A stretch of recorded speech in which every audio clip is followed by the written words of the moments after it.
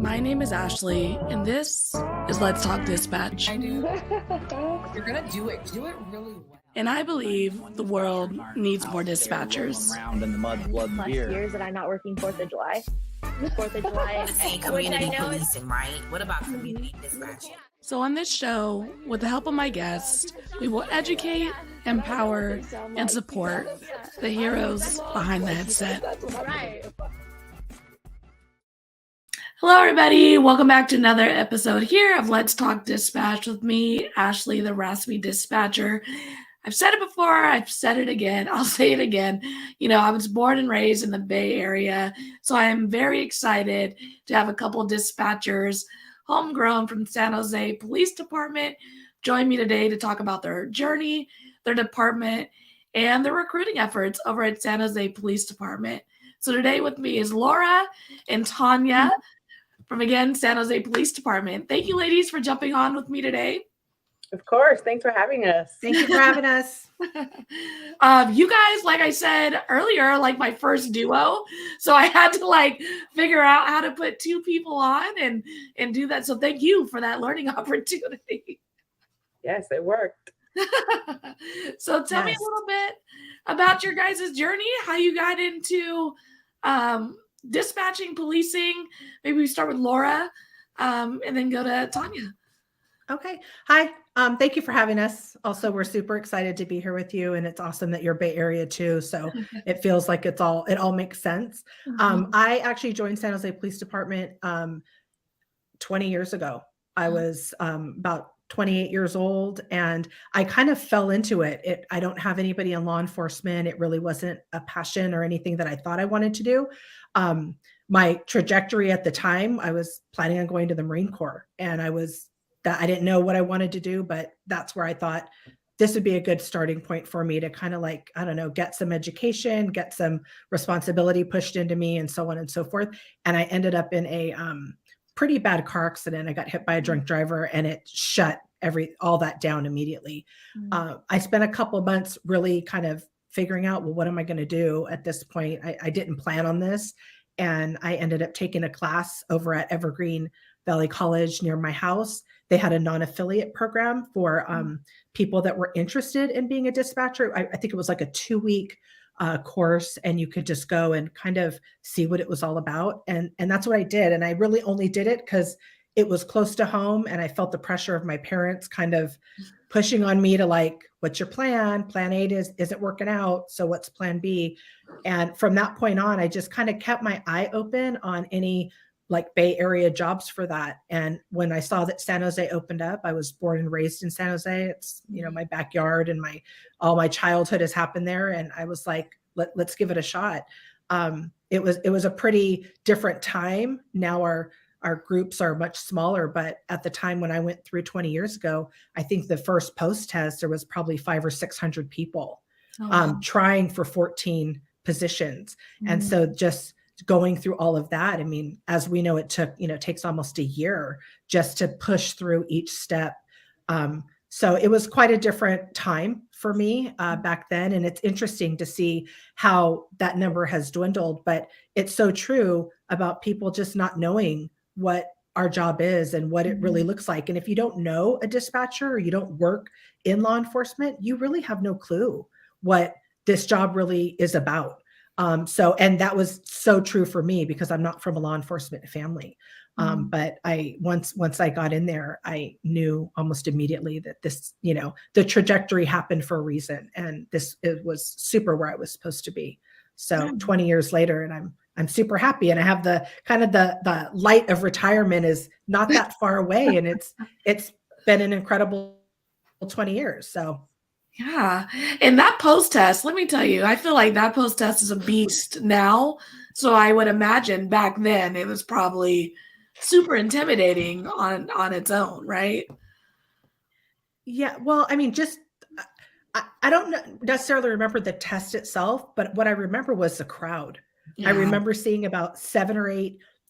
It was held at the convention center. And I remember seeing about 7 or 8 San Jose police dispatchers at the time there, all helping, checking tables set up, checking people in, just lines and crowds of people. And then we went into one of the convention halls with all the long tables set up and, 8 or 9 proctors walking around. And I just remember thinking, there's no way I'm going to get this. They got 14 positions. There's like 1 million people in this room. It's not going to happen. But, what do you do at the time? I didn't have other options on my plate. So you keep just going through. Oh, okay, I passed. I went to the next step. And, that's all you can hope for, right, at the time, but much different. Totally. And how about you, Tonia? How was your experience getting into this line of work? So Laura keeps saying she didn't come from a law enforcement family because I did come from a law enforcement family.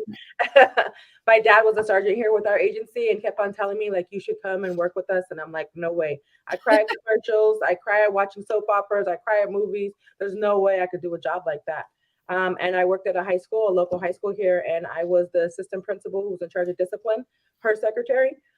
So the pay job officers there were like, hey, you need to become a dispatcher. Like fights would happen. They were like, hey, who was that kid we had in the office last week? And I'd say, oh, so-and-so. And so they were like, you have what it takes. You should come and do this. So my dad retired. And then 5 years later, I tested and got hired. And, thankful for the officers. My dad was like, you could have been here closer to retirement like Laura. But it's been an amazing experience. Starting from I grew up in this department. My dad was an officer. We used to go to the cafeteria that we have on site at like 5 or 6 years old when I was sick. Stayed home from school. My dad's like, you want to go to Jane's? So I've been going there forever. And it's neat. Like, it's neat to come from a family legacy, right? And my sister just joined our department as a call taker. So the tradition, is not left with me. Like, she's going to carry that on. So, and just knowing that, we are a big family, inside of work now, outside of work. Dad was probably like, oh, so you waited till I retired before applying, huh? Yeah. Got a little personal. Yeah. And it was good because when I first started, everyone was like, oh, that's Charlie Brown's daughter. That's Charlie Brown's daughter. I'm like, hi, I have a name. My name is Tonia. Yes, my name is Tonia, not Charlie Brown's daughter. That is hilarious. But isn't that so funny? Like, I always find that that's kind of how the dispatch world works. Like, you either know somebody or you're in it like through family or someone. I always say someone tricks you into it, or you just kind of stumble into it for whatever reason, like needing a job or good benefits, or and it just becomes this wonderful career and choice you made along the line. Yes. Yeah. Yes. So what are your guys' roles at San Jose Police Department and with recruiting and things of that nature? Obviously, you guys reached out to me to jump onto this podcast to talk about the department and your recruiting. So I would say that you guys are going above and beyond, right? Trying to get people in the door. And I think that speaks wonders for, the leadership you guys have in your comm center. Yes. We recently did just get a new comm manager, but she has been with us she's almost ready to retire too. At least 25 years, right? And basically grew up in the department the same. Was a call taker, was a radio dispatcher, a senior, a supervisor, assistant comm manager, and now our comm manager, right? And so our leadership is changing, and I think that we are going in a great direction. I am the civilian recruiter for our department, so I do handle communications, our records, OSSD, and then community service officers when they have openings. So basically right now, just focusing on getting people, going out to career fairs, going out to schools, kind of getting our name out there. I work in the recruiting unit with the police officers. So I am not in our comm center right now. So we travel, and this is a new thing here to have a civilian dispatcher go out with the officers to recruit. So going to a lot of events, there's not a lot of dispatchers out there. And I think it's a great tool if we're able to do it. Staffing, I know, it sucks in a lot of agencies, and almost every agency, everybody's hurting for dispatchers. So being able to, sacrifice somebody who's not working in the control room, is a big thing. And so I appreciate our leadership for allowing that to happen, and just kind of, getting everybody on the same track. Like Laura was saying, when we first started, we went into a room with 700 people, same thing, 1,000 people. No way am I going to get chosen out of these 14, for 14 positions, right? And we went into that blindly. I had heard about it. I did a sit along, but that was kind of it. A lot of people now are applying and have no idea what we do. And so, like what I said, when Laura and I started, we have since created an information system session. So it's mandatory. Once you submit your application and you pass, you have to attend a mandatory information system session. That is we go over the job, the commitment, 24/7. Make sure that you have a good support system at home. Make sure that you are aware that you probably are going to miss some holidays. Not every holiday. We try to work with everybody. But just making sure that people are aware of what they are committing to, because it's a huge commitment. But it's one of the most rewarding commitments that you'll ever make, right? Is doing this job. No, true. So setting people up for success. So there's that mandatory information system session. We test critical. So I do an optional workshop for critical to help people get through that. Ashley, know all about that. Success. I've been referring. You are actually a part of my PowerPoint for critical now, for people to go and to view your YouTube and get some help with tips and tricks. Because it's common sense, but typing, people say I can type 75 words a minute.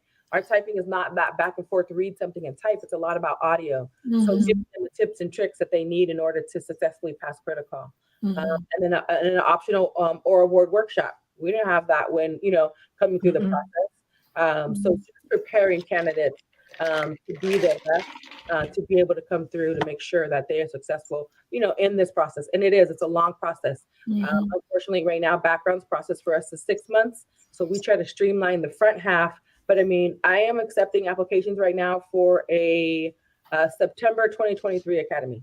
So you want a job in a year? Come see me. That's crazy. But it's so true. I mean, it's funny because I've had folks like on the YouTube channels like, oh, I'm waiting for this job. Should I work another job? And the answer's like, yeah, because you never know when this job is gonna hit. And right, a lot of departments either outsource their backgrounds, or their background department does police, does HR, does the whole thing for the city, and they just get backlogged. So anything you can do to help your process along, talking to the folks who are on your background pamphlet, like look out for this, respond in a timely manner. All those things really, really, really do matter. Right. And then Laura, go ahead. I was saying, yes, definitely. All those things matter. Yeah. And so Laura, what is your role and position with the department? So right now I'm one of the senior dispatchers in there. So I'm one of the frontline supervisors, and I get to do, I always say it took me, excuse me, it took me, probably 16 years to promote, because, being on the radio is absolutely my first love. And it was a hard sell to get me away from that. But now still being able to be in the room and still have my hands, over the people that are doing the amazing work, that's what really kind of fuels me and makes me happy that I ended up changing roles. And also, but even with the new, recruits coming in, after Tonia puts in all the work of getting them there and preparing them and trying to set them up for success to make a good decision, then they come into the room and we're able to, help nurture that environment after they go through an in-house academy that we have. And, setting them up with CTOs and supporting them and, front loading them, in a way that, like we said, we weren't front loaded that way. We weren't front loaded about wellness and about what is this going to look like for you as outside of here? How is your family going to be affected? And how to manage all of those things, because we want people to come and we want people to stay, because I know, and and all of us that have done it, that it truly is one of the most rewarding things that you really could ever do. It's an exciting career. It's a secure career. too. I mean, we all found that out during the pandemic. You know, That's we turned true. super essential those 2 years, right? You know, but Everyone's like, I spent at home. I was like, nope, I'm going to work. not me, I'm working overtime. I don't know what Yeah. you guys are doing, but yeah, we took an overtime pounding, as we know, right? But I mean, that's the nice thing is that's the role that I have right now. So, you know, I, like I said, been there for 20 years. I was able to spend 12 years as a CTO, my other passion, teaching, and, you know, trying to help folks not just learn the mechanics and the fundamentals of it, but to love it like I did, because I think you do have to love it. You have to have something inside you that keeps you there. And hopefully now with the younger generation coming through, and, you know, we're seeing all different folks come through for different reasons, but I believe that people choose this kind of job. There's something in them that are ready, that makes them choose a job like this, where you're in public service and helping others. And so you really do have to foster that for them and help them see, like, what does that look like in this room? And what does it look like to take care of yourself so that you can continue to give? Because essentially that's what it is. We make so many deposits, right, of help and care and comfort to so many people, to the citizens, to each other. But what does that look like for you so that you can, like, withstand the test of time and the longevity and keep it going? Those are things we were not front loaded with. So as we've grown up in the department and we're learning and evolving, and we're realizing, like, that is an essential component. And that's something that we should absolutely be talking about as much as we can. So it's kind of nice, right, with the things that Tonia's able to do out in the field that we were not able to do before. It's, like she said, essentially kind of a new component for us. But I mean, what a nice component it is, you know, because the conversation is the same from the recruiting table to when you show up in the front door and you start working on the floor with your CTO, you know. Yeah, no, and I was going to say, Tonia, your mention about the fact that dispatch hasn't been out in the recruiting world the way, like, our officers, you know, they always have their table at some event. And, you know, dispatch, I believe, as well, has been kind of secluded from that. Or, like, they'll put out, like, a recruitment reel and there's, like, 1 second snap of, like, a dispatcher, and that's it. Like, that's it. And it's just like, no, we need people too. We need to split that segment in half, you know? So I've been, even in my old department, I have a lot of friends who are still there, and a lot of them are actually involved in the recruiting aspect now. A lot of them, I'm like, I never even thought you'd go out and recruit, but they're out there alongside, you know, the officer recruiting, getting the word out about dispatch. And I definitely think it's needed, especially because there are a lot of folks who want to be in this line of work, in the field of first response. And then they figured out somewhere along the way that, like, being out there responding to the calls, whatever line of work it is, isn't for them. So, like, how can they still get that same rewarding feeling and help folks, but not have to, you know, look at it, see it, smell it, you know, all that stuff. And dispatch, I think, is such a wonderful answer to those folks who decide not to go into the field for whatever their reasons are. Yeah. I think that our blessing in disguise was when we were actually classified as first responders. Yeah. I think that is what brought the light for us, and helped us to be able to come out and say, we've been fighting all this time to say, like you're saying, hey, we're here, but now we are first responders. We are also, you know, the first responders. So that gave us a good leg to be able to come out and say, you know, we should be on the platform just as anybody else should be. Yeah. And we should be answering the questions, you know. I mean, it's nice and, you know, kind for the officers to take a pamphlet or two, but that you want to see the people that are doing the work. It's the same thing, you know, and it's a great opportunity for the folks that we have to do something different, right? I mean, they're in the control room working in this controlled environment, you know, day in and day out.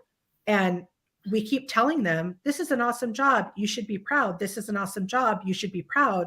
But they actually get to put that into action if they get to be a part of, like, we have a satellite recruiting team that we're able to, so where Tonia can, like, hey, I need a couple people for this, or I need a couple people for that.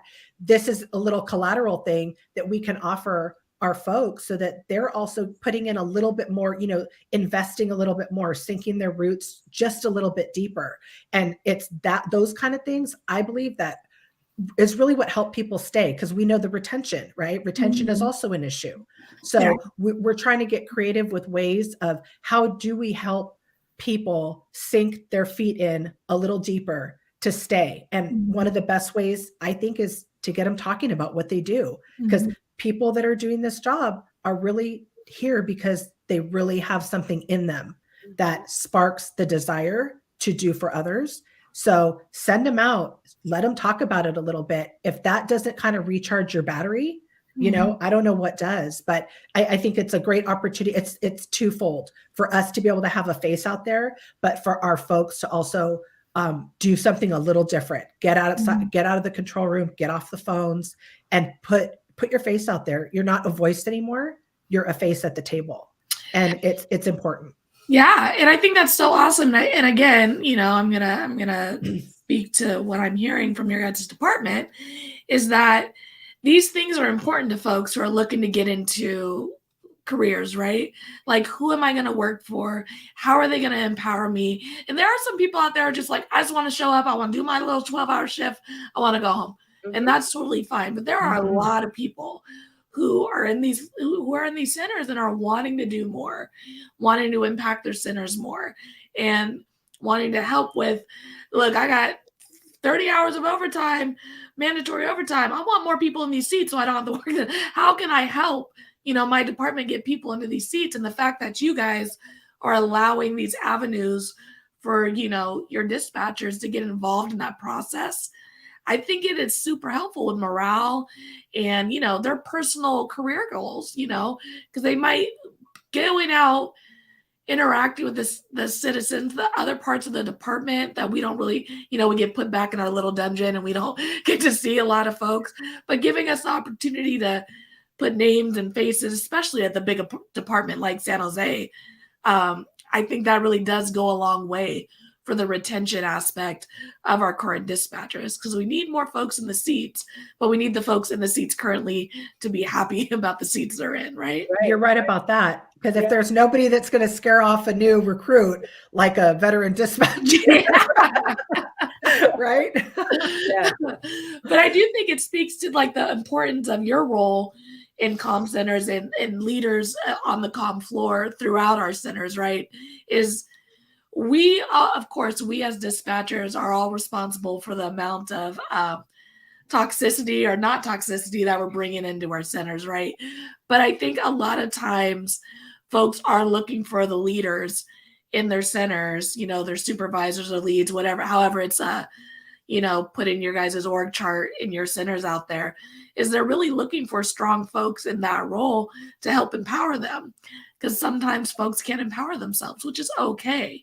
And it sounds like you guys are creating a very nice pot for people to really, reach in and get what they need from their leadership, from their department, and be involved in it overall. Yeah. We're trying to, I think. Yeah, I we're think trying that's to. a part of our, our new leadership and a big change that, like Laura was saying, 10, 12 years ago, we weren't so touchy-feely. We weren't so, and we have to adjust with the times. Like that's what that's what our applicants need, right? So we have to provide those workshops to help them. We have to provide, give them that service, to be in contact with them 24/7. Because the minute that you are not, in a year-long process, I haven't heard from them. So that must mean that I didn't get the job. Okay, I'm gonna go test with another agency, right? And we don't want that. That is so true, because I've had people message me like, I haven't heard from them in like 2 weeks. Like, what does that mean? It's like nothing. It doesn't mean anything. It's just such a long process, and it's hard to sit down and wait during it. It really is. Yeah. Right. But So for anyone listening, if you're not providing that in the beginning, right, letting them know like applications are open, but you're not going to hear anything until they don't close until January 23rd. So from now until January 23rd, don't be surprised if you don't hear anything. It doesn't mean anything. Applications are just open for that long. Then when they close, you'll hear something, and just letting them know like what the next step is, right? I think it is helping in the retention a lot. So you guys reach out to your applicants once they get through like the critical process, or like what is your, because I think for my department, when I was being recruited, They were really good at responding to us if we had any ongoing questions or anything like that. I never felt alone in the process. And to be fair, they got us through really quickly. I think they really needed people in the seats. I think it was like 8 months maybe total, which is pretty fast, I would say, to get through every step, including backgrounds. But they typically would respond to my emails. Once I was free and clear, they gave me like type codes and things like that to kind of start peeking at before I came into the door. So what does that communication process look like for you guys, being a very big agency and still trying to keep that human connection between your potential applicants? Yeah, I think it's always an evolving process. What we're finding out, what works.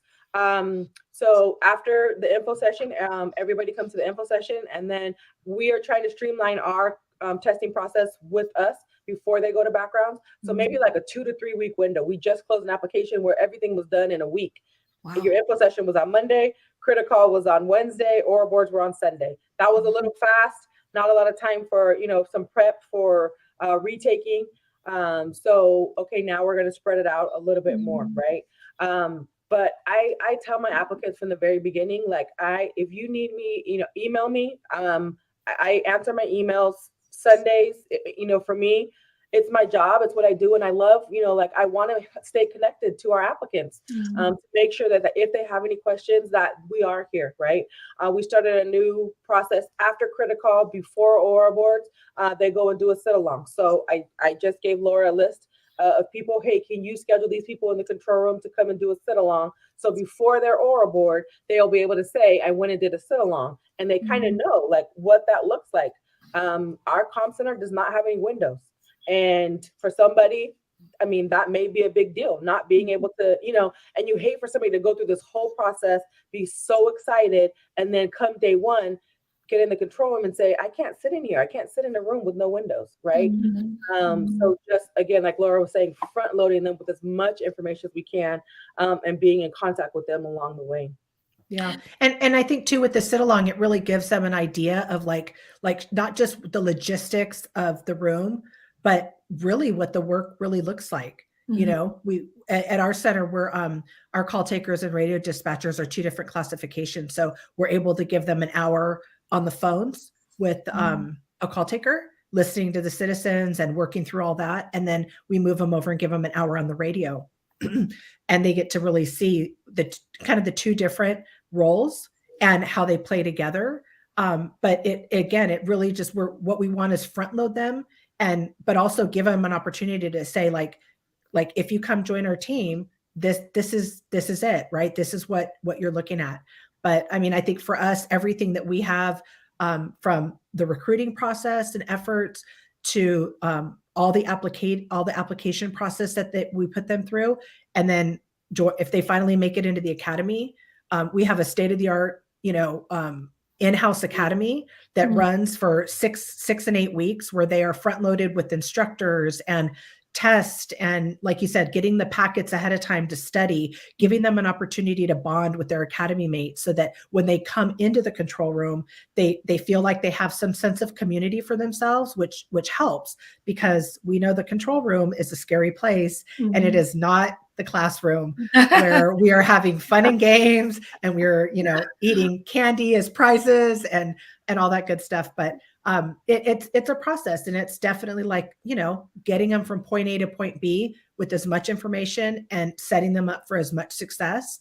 And I know that every time applicants come in and do sit-alongs, and at the end of it, and I usually walk them out or have a conversation with them. So what did you think? What are your thoughts? And most of the time they're pretty impressed. They're pretty shocked and wow, like I had no idea. And it's a good thing, it could be a bad thing, but it's a good thing, I think, because, it gives an opportunity to say, like, the folks here that are doing this work, like when you're working for an agency of this size, like these are top-notch people. They are skilled, they are dedicated, and they do incredible work every day. And you would potentially get to come be a part of that. And if they happen to get a hot call, or if they happen to hear some really good radio traffic, which again, I mean, we're we're a huge busy agency. It's very likely that they will. Yeah. They really get to walk away with the sense, because there's nothing worse than a sit along that nothing happens. And then they're like, oh, so I have to say, San Jose, it probably something always probably at least one thing is popping off, or- right? Right. But that, to me, that's the worst sit along, right? You come in and you go, yeah, no, nothing really happened. And they walk out thinking that, oh, it's kind of chill. Yeah. You kick back, you kind of this and that. And it's like, that's your day, the worst. Yeah. Yeah, that's the worst for me. I'm like, no, that's not what I wanted you to see, right? I'm like, oh no, that means that person might be a poo magnet, because when they start getting, they're like quiet, get quieted down when they're there just training, and then they come in there and it's just on and popping, Yes. Yeah. So it's like I said, it's front loading them for success. It's letting the people in the control room shine so brightly, because they do. The CTOs that they would get an opportunity to work with, again, skilled, knowledgeable, dedicated, passionate, all the things that you want in somebody who is teaching, and who is there to help get you down the path. Those are the things that matter. And then once they get signed off, again, keeping the reinforcement of like, what you're doing is important. Like, drop your roots a little bit farther. What opportunities can we create for you to feel better, to feel happier, to feel more joyful in the long days at work, right? So, let's think about being a CTO at some point and sharing your knowledge. Dispatch response team, satellite recruiting. You want to get out and talk about all the amazing stuff you do? Let's do that, So making opportunities for them to just invest a little bit more. That, to me, I think, is how the retention issue is. We can keep that a little bit more under control. And it seems to work well, I think. Yeah. And I mean, the sit along aspect, I mean, it's so true. Like, I think for me, when I went in for my sit along, like, that was the moment I was like, oh, I could totally do this job. Like, this is cool. I had a really, really good dispatcher. I don't think I've ever heard this man yell in the 4 or 5 years that I've worked with him. He just always very even keel. And I got to watch him work, and he was just very like good at his job. And it was awesome to watch him like talk people down, reason with irrational people, work hot calls. And it was just a really great experience that I walked out from that sit along. And if you are a department who does not do sit alongs or does not value sit alongs, I urge you to change your mind. I urge you to advocate for them, because I really do think they are moments for folks going through this process where they're just not quite sure what it is. Because you can tell someone till you're blue in the face what this job is, and they're never going to get it until they see it. And I think that's what the sit along does. And for me, I was like, oh, I'm in it. Like, this is going to be great. I mean, this is going to be fun. I'm going to enjoy this. It's going to be hard, but I'm committed. After my sit along, I was really excited for it. Yeah. And I would imagine her. Go That's ahead. definitely when the light bulb shines, right? Yeah. 1,000%. And I think that for some folks, the light bulb goes, oh, no. And better now than having to go through that training and then get in there and realize that this is not for me, So it's okay. It's not for everybody, right? It does take a special person to do this job. And so finding that out in the front half is probably better than going through all that training, learning all those type codes, being in the academy, and then finding out that this is not for you. Yeah. And I still remember the first day of my academy, our instructors, still really good friends now, they literally like walked up to the front, they like had this paper, and they were like, it cost X amount of dollars to get you here. I was just like, what? And they were like, we don't want you to fail. You guys are expensive. What can we do to help you be successful through this academy? And every week, talk about like getting close with your academy mates. Like, we had to pass our test with like 80% weekly. And so it's like every week we go in there like, still employed. We're still employed this week. It's awesome. Yeah. So I just wanted to like touch in on like, you guys said you guys have a really upscale academy. Like, what kind of tools do you have in there? Do you guys like have a live like a live CAD environment, like folks get to take practice calls and radio, because we kind of had we had a radio room, and we had this computer CAD room that we could put fake calls out as well too. So is that kind of the setup you guys have over there? Yeah. So everybody has to go through, if you put in, for like Laura said, we have 2 classifications. So if you come in and are hired as a radio dispatcher, everybody has to go through our basic academy, because every radio dispatcher can call take, right? So we have to be able to pull from that. If we're short on call taking, then we're going to pull a radio dispatcher. Makes So sense. everybody goes through that 8-week academy. And we are post certified, so you have to do all your post courses. We have a lot of San Jose specific courses. A lot of, your missing persons unit will come in and talk. Your DV unit will come, officers, detectives from the DV unit will come in and talk. Yeah. Laura comes in and talks about the dispatch response team. Just, a lot of things that they're going to have interactions with the department. Tests every week, like you said. There is 1 week where you have to get 100% test. So That's terrifying. Right? There's a retake. It's doable, right? Too many people because of that test. And then at the end of that, there's a graduation. I mean, we have a huge graduation that they, we talk about being, proud to wear your patch. You get your badge. Your family comes and pins that badge on you, just like the officers, right? So we go through a full graduation. Then they go back to the floor with their training officer. Those who have signed up for radio dispatch, once they get signed up for call taking, come back to the radio academy, 5-week radio academy, go back out to the training. And so dispatchers are in training longer than officers. Yeah. It's about a 2-year process. So, and that's on probation at my lateral agency. Yes, right. That just tells you, right, how in depth the job is, and how critical it is, and those are the skills that you need to build upon.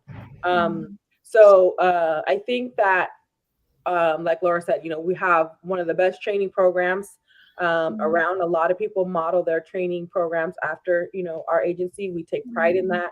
And just remembering, everybody, like where you came from, where you started, and being humble about that, right? And that not mattering, you're a radio dispatcher. Well, just because of the 2 positions doesn't mean that one is better than the other, right? We need both in order for this agency to function. I need both options for my mental health. I got to take a break from my officers. I got to take a break from my citizens. Yes. I need sometimes I need a little break. One could be annoying more than the other one day. It just doesn't, just depends. Yeah. And they do, and they take 2 different sets of skills, right? Yeah. So you're constantly keeping things sharp, and you're, just keeping your skill set in a place that's just going to keep growing and getting better. And, people in the event that, life gets in the way, and, people leave because they move or because they go through life changes. I mean, these are skills that, not everybody has. And if they do decide to, go somewhere else, or if life pulls them in a different direction, I mean, it's a pretty intense and unique skill set, for them to be able to take with them, if they find themselves in that situation. But most people, I think, once they get bit by the dispatch bug, I think that they kind of stick around. It's a little weird obsession, I think. No, for sure.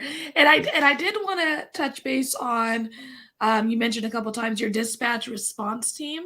I think that a lot of folks who are getting into this line of work aren't aware of all the different ways dispatchers can be utilized in departments. And I imagine your response team might be like your tactical dispatch. Is that, can you just tell us a little bit about what that looks like with your S department, and kind of what side options this could be for potential recruits to get involved with eventually when they meet whatever requirements you guys have to be able to join your it's been in place for quite some time, and as one of the bigger agencies in the area, we do have the biggest team. I think right now we're holding it about 12 people. But it's a collateral assignment. I mean, it's just something else that you can do, that you can take your skill set and put them in a little bit of a different environment, but again, forcing you to kind of like put your roots in a little bit deeper and be more invested. We obviously go out with our our SWAT team is called Merge. So we get called out with Merge. We go out able to work out in the field with them. We have a command van that we'll dispatch out of, and it's, obviously like high risk, any type of high risk, sometimes serving high risk search warrants, barricades, hostage rescues, officer involved shootings. Sometimes we'll go out there, but there's a lot of different ways that we kind of, different reasons that we would kind of mobilize to go out. We do a lot of training with them, and all the training we could bring that into the control room. And again, it's just a little bit more layered of knowledge. And, just to kind of build on. And if you're a CTO, you also get to train a little bit more in that area, right? To, just make your dispatcher a little bit more well-rounded with some of these more high risk, low frequency kind of events. Probably one of the things that I think is most enjoyable for us is when we actually get to go and assist another agency. And we have been called upon for those kind of things. One of the things that we did not too long ago was for the Gilroy Garlic Festival shooting. When that happened, that was such a large crime scene.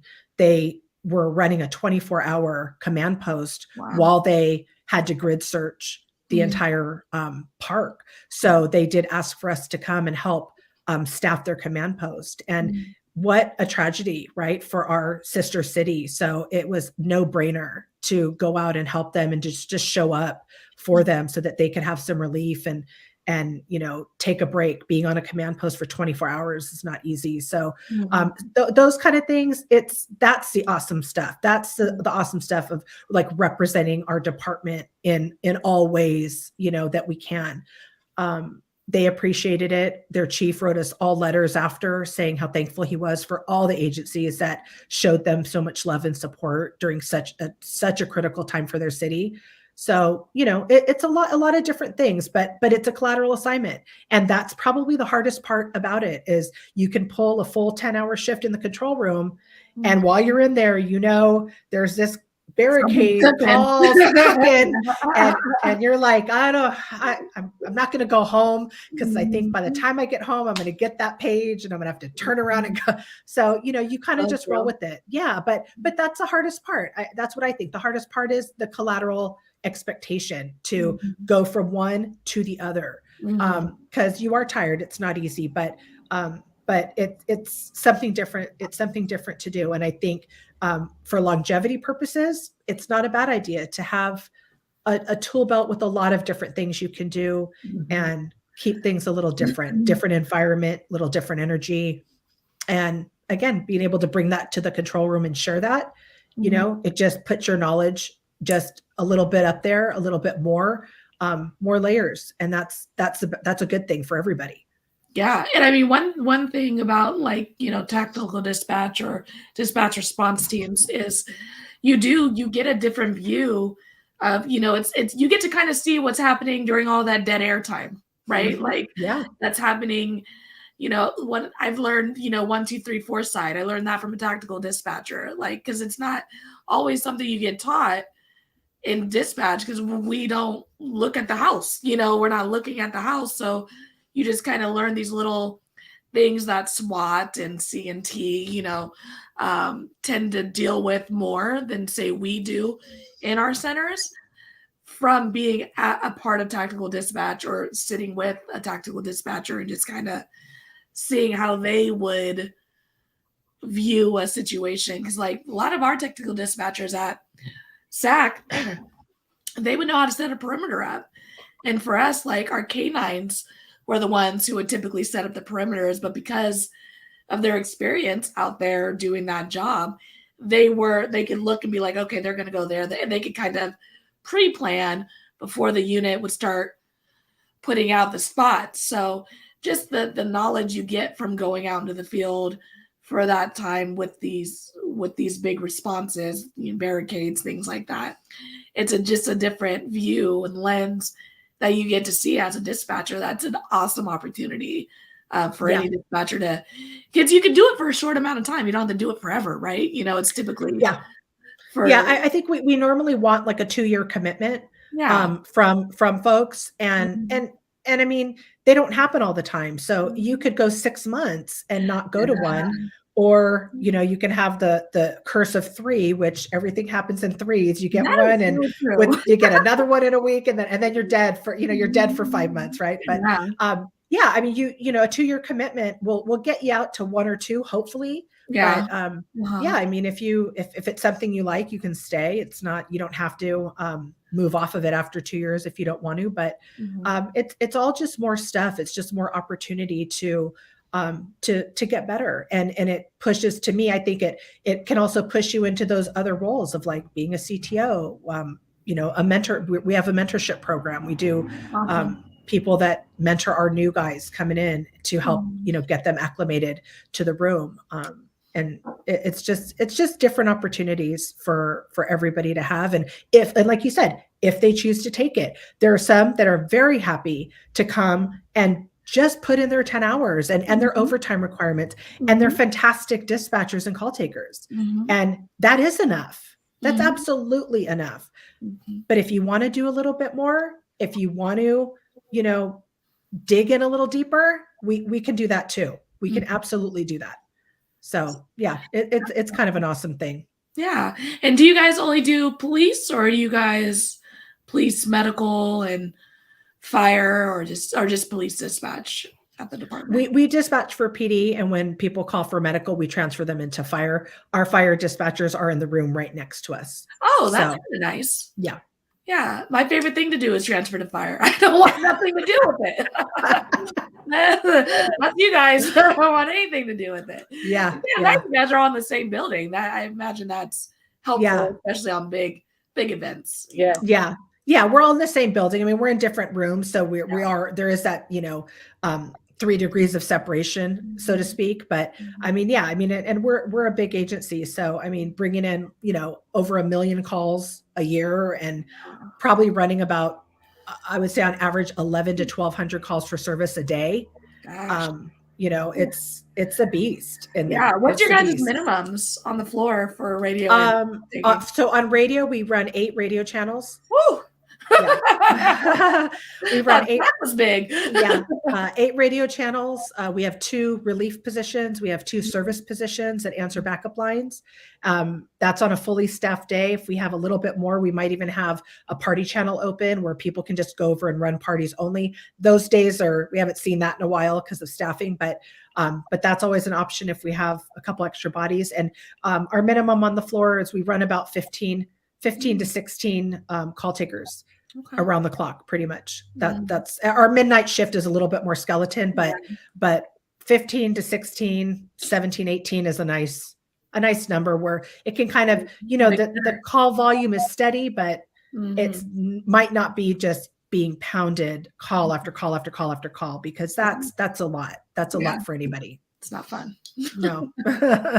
So you guys have an opening currently you guys are recruiting for, or how can folks find it?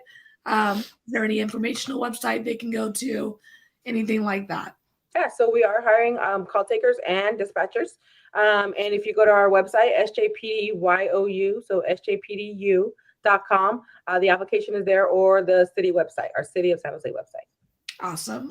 So my famous question that I ask everybody before we wrap up is, what advice would you give someone considering a career in dispatch? Do it. Don't ask questions, just apply.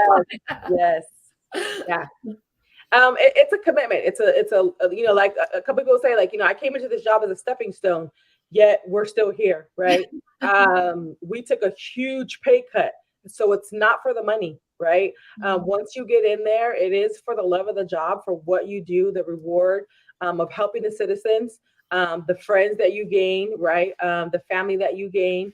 But I honestly think like it's one of the best careers that you would ever have. Definitely. Totally agree.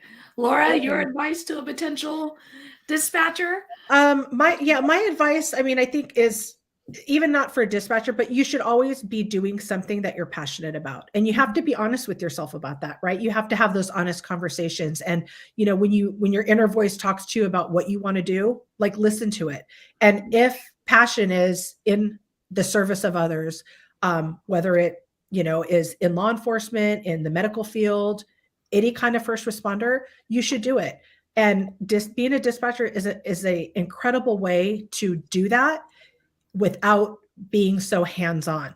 And because a lot of people love the idea of the helping others, but the hands-on part, I don't know that I want to carry a gun. I don't know that I want to deal with injured, people or blood. So this is a way to be absolutely a part of it. They are absolutely a part of the police team without having to do that. You do have the safety aspect removed because you're in a safe room, right? But you will absolutely get to have that passion tank filled up if that's where you find yourself to be. And give it a shot. You never know. You learn a lot of incredible things about yourself when you put yourself to these kind of tests of what can I handle? What kind of control can I have over just my own emotions, and how do I take care of myself? You're forced to look at those kind of things. And for me, I think you can make the best out of it and make your life even better if you pay attention to all that kind of stuff, right? Instead of letting it tear you down. And we know that the dispatch career can absolutely tear you down, but there is also ways to kind of reflect back and really look at like the growth just as a person and, the legacy, right? Tonia talked about that with her family. Legacy is huge. I mean, in families, I have 2 daughters. I want them to be proud of me. I want them to be like, my mom worked hard and she did something that she was passionate about.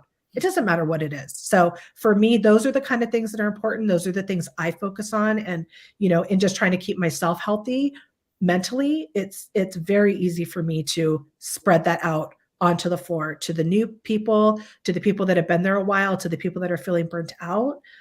It doesn't matter because there's a way to be a great dispatcher and be healthy, mind, body, and soul too. You can have all of that.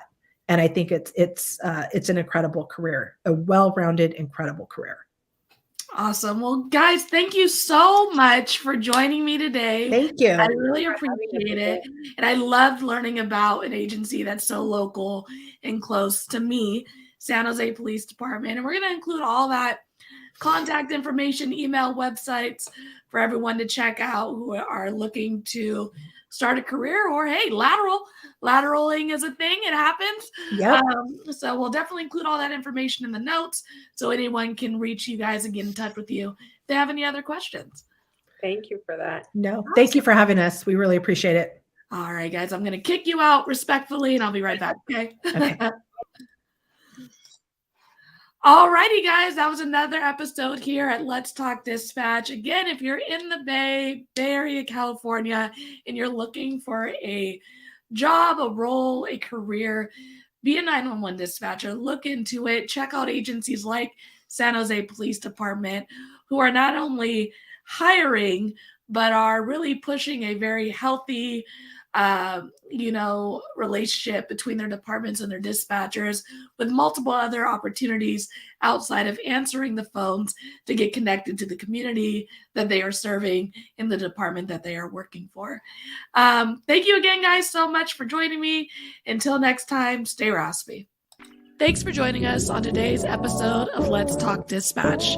Don't forget to subscribe on YouTube at The Raspy Dispatcher, follow us on Instagram, and check out Let's Talk Dispatch anywhere you listen to podcasts. I'll see you next time, and stay raspy.